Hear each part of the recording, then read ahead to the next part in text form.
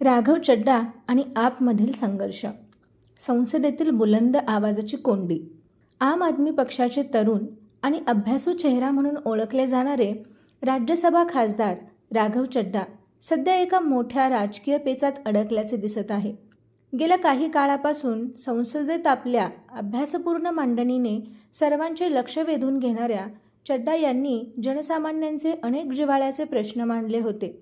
मग तो ब्लिंकिटसारख्या कंपन्यांमध्ये राबणाऱ्या गीग कामगाराच्या हक्काचा लढा असो किंवा काम न करणाऱ्या लोकप्रतिनिधींना मतदारांनी परत बोलवण्याचा राईट टू रिकॉल हा धाडसी प्रस्ताव असो, राघव चड्डा यांनी आपली एक वेगळी ओळख निर्माण केली होती.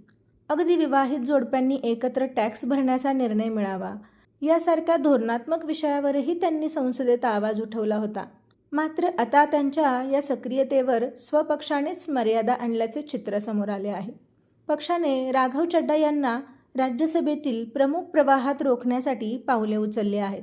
आपने राज्यसभा सचिवालयाला अधिकृत पत्र लिहून राघव चड्डा यांच्या जागी खासदार अशोक मित्तल यांची सभागृह उपनेतेपदी नियुक्ती करण्याची सूचना केली आहे.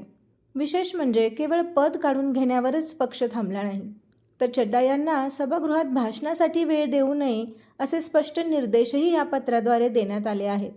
त्यामुळे संसदेत आक्रमकपणे भूमिका मांडणाऱ्या एका तरुण खासदाराची आपल्याच पक्षाकडून कोंडी केली जात असल्याचे स्पष्ट झाले आहे. पक्षाच्या सर्वोच्च नेतृत्वाबाबत घडणाऱ्या घडामोडींवर त्यांनी बाळगलेले मौन आणि पक्षाच्या अजेंड्यापेक्षा समाजातील इतर घटकांच्या प्रश्नांना दिलेले प्राधान्य यामुळे पक्षश्रेष्ठी त्यांच्यावर नाराज असल्याचे बोलले जाते. एकेकाळी पक्षाचे संकटमोचक समजले जाणारे राघव चड्डा आता स्वतःच्याच पक्षात बाजूला सारले गेले असून त्यांचा हा राजकीय प्रवास आता कोणत्या वळणावर थांबणार याकडे सर्वांचे लक्ष लागले आहे.